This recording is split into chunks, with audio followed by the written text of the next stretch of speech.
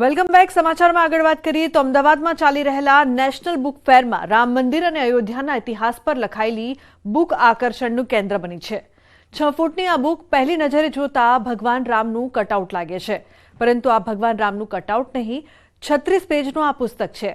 Printing પ્રેસનું કામ કરતા અપૂર્વ શાહે રામ એક આસ્થા આ મંદિર શીર્ષક સાથે આ અનોખું પુસ્તક તૈયાર કર્યું છે. 2 ફૂટ પહોળા આ પુસ્તકનું વજન 54 કિલો છે. આ પુસ્તક લખવા માટે અપૂર્વ શાહ અનેક વખત અયોધ્યા પણ ગયા હતા.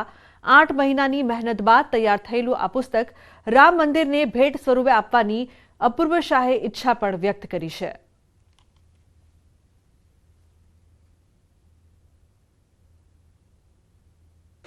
ભગવાન શ્રી રામ પર અનેક કથાઓ, અનેક કાવ્યો છે તે લખાયા છે અને અનેક એવા લેખકો છે, અનેક એવા સંતો દ્વારા ભગવાન રામને અલગ અલગ રીતે વર્ણવવામાં આવે છે. પરંતુ અમદાવાદ શહેરના અપૂર્વ શાહ જે છે તેને અલગ જ રીતે ભગવાન રામ પર પોતાની આસ્થા છે તે વ્યક્ત કરી છે. કદાચ અહીંયા હું ઊભો છું તે અમદાવાદ મ્યુનિસિપલ કોર્પોરેશન દ્વારા આયોજિત જે બુક ફેર છે તેના સ્ટોલ ઉપર ઊભો છું. લોકોને આકર્ષિત કરતું આ એક આખું કટલેટ જોવા મળી રહ્યું છે અને ખાસ કરીને આપ સમજો કે કોઈ ફોટો નથી પરંતુ આખી એક બુક છે.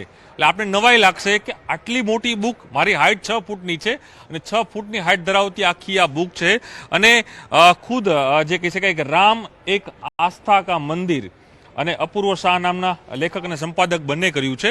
મજવાત છે અપૂર્વ શાહ, વાત તેમની સાથે જ. અપૂર્વભાઈ, આપની એક આસ્થા અલગ પ્રકારની ભગવાન રામ ઉપર જોવા મળી રહી છે. હું આ જોઈ રહ્યો છું આખું જે બુક છે, કદાચ કોઈ દૂરથી લાગે એક પોસ્ટર લાગે, નજીક આવ્યો ખ્યાલ આવ્યો કે આખું એક બુક છે. આ બુકનું ખાસિયત શું છે? આપને વિચારે કેમ આવ્યો કે આ પ્રકારની આ બુક છે અને અમારા દર્શકોને પણ બતાવો કે આ બુક આખી તમે કઈ રીતે લખી છે? મેં એક પ્રયત્ન કર્યો કે કંઈક અલગ સ્વરૂપ ને અલગ આકાર હશે તો લોકો પુસ્તક ખરીદી અને વાંચવા માટે પ્રેરણા લેશે. એટલા માટે અમે એક કટઆઉટ લીધું હતું અને એ કટઆઉટના લીધે લોકો એક આકર્ષિત થાય અને એ બહાને ભગવાન શ્રી રામજીની પુસ્તક લે અને એ લોકો વાંચે.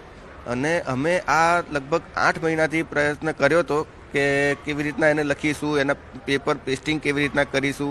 કારણ કે 6 ફૂટના પેપર છે તો કેવું નોર્મલ પેપર અમારે યુઝ કરો તો આર્ટિફિશિયલ યુઝ નહોતું કરવું. નોર્મલ પેપર તમારે 6 ફૂટનો હોય તો લટકી જાય. એના કરતાં અમે પેસ્ટિંગ ડબલ કરી અને એટલી મજબૂત બનાવી છે. 36 પાનામાં કન્ટેન્ટ લખ્યો છે. અપૂર્વભાઈ, હું મારા દર્શકોને બુક પણ બતાવો કે આખું જે આ બુક છે આપ કહી રહ્યા છો કે 6 ફૂટ છે, 54 કિલો વજન ધરાવતું આ બુક છે, 2 ફૂટની પહોળાઈ છે.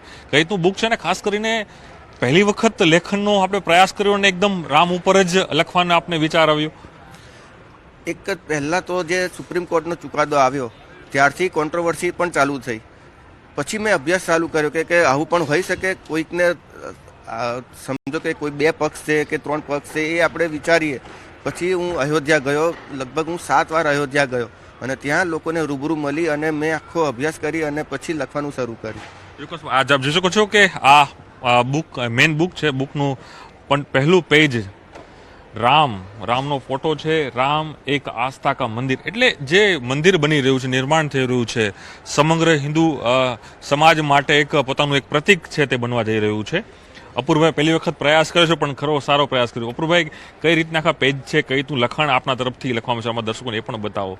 અમે પછી અયોધ્યા જઈ અને એમને વિનંતી કરીશું કે આવી અમે પુસ્તક બનાવી છે તો અમે ભેટ આપવા માગીએ છીએ.